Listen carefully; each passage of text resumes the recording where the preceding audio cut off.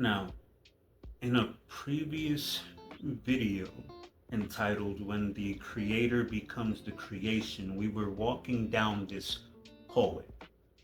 Now, this hallway wasn't necessarily your ordinary hallway that you find inside of a house. This hallway, metaphorically speaking, was to represent the hallway of transformation. This hallway that we were walking down was a hallway that involves construction and deconstruction. And if you've seen the video, at the end of this hallway, we reach a door, and behind that door is nothing other than you looking at your own reflection. And the whole moral of the story, or the whole moral of the video, is that we as individual artists, or just as individuals in general, we're walking down this hallway of transformation, this hallway of our art journey, or this hallway of life. And at the end of this hallway, we come face to face with the masterpiece we've been working on the whole time, which is us, or we come face to face with the higher part of ourselves, our higher self, our truly authentic selves, the us that we were destined and created to be. But there's something about this hallway that asks for us. This hallway, as we're walking down this hallway asks for something in return, not necessarily profits or gains, but as we're walking down this hallway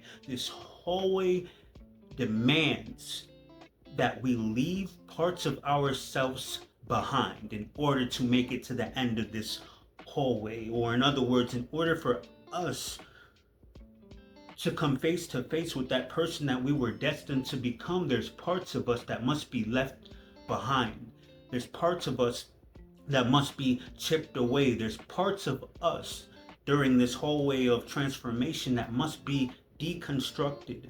Those parts of us that procrastinate goals that we set for ourselves must be chipped away.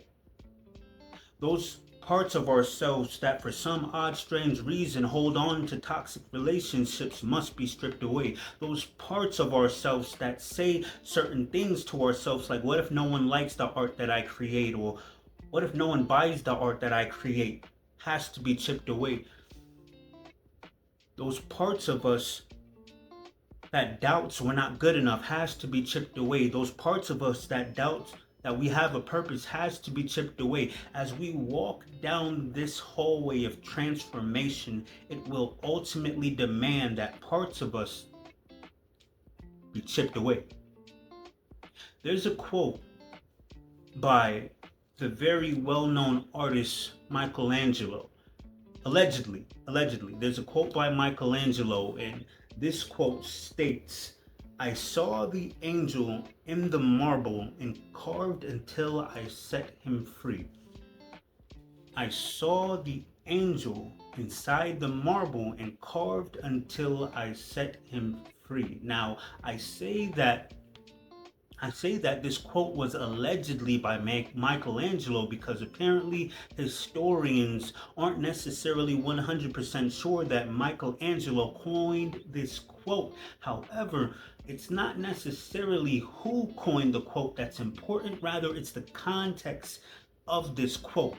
I carved the angel until I set him free. In other words, Michelangelo, being the great well-known artist that he is, every time he looked at a block, a piece of marble in front of him, he knew exactly what the end result was. Every time he looked at a piece of brick, that big stone that he was about to carve, he knew exactly the essence of what was behind what seemed to be ordinary. He knew that there was something extraordinary inside of what seemed to be ordinary. But in order for that thing inside that brick that he saw to be revealed, he had to take that hammer, take that chisel, and be prepared to go through a whole lot of work, a whole lot of chipping. And the same thing goes for us as artists, or not just artists, the same thing goes for us as individuals.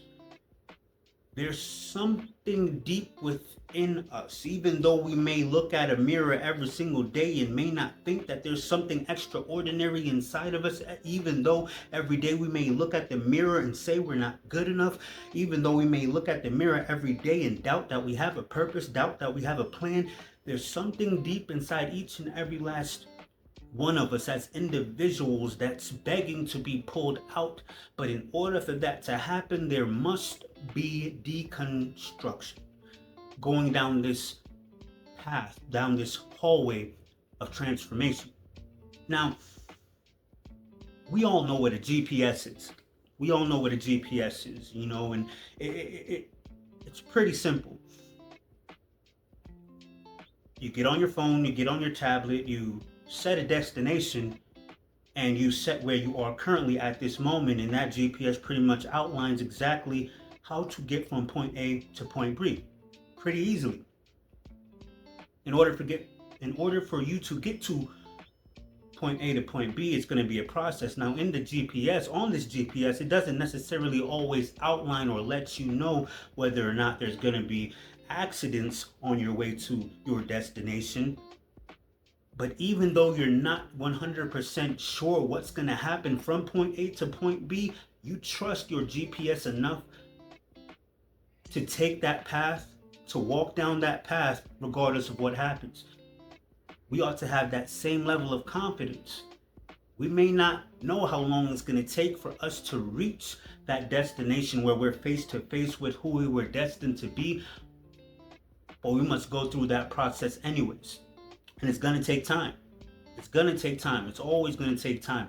We drive downtown, or while we're driving along, we see all these beautiful buildings. We see these monumental skyscrapers. We see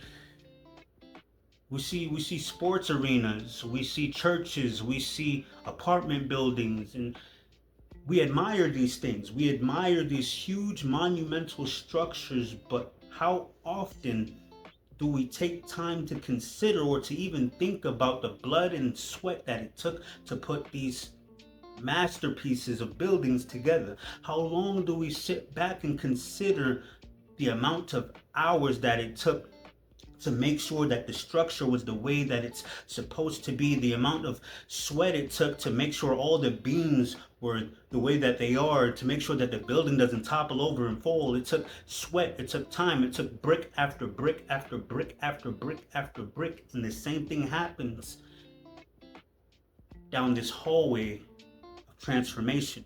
Not only is there a deconstruction, but there's bricks being laid. And those bricks are our habits.